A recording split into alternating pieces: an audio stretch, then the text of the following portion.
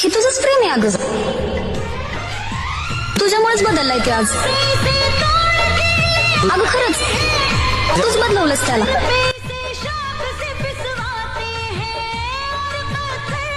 तुझ्यासारखी कमनशिबी पोरगी त्या नाही बघितली.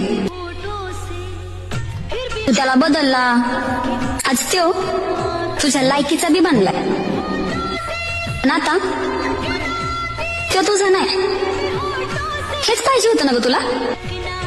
हा, हेच पाहिजे होतं ना.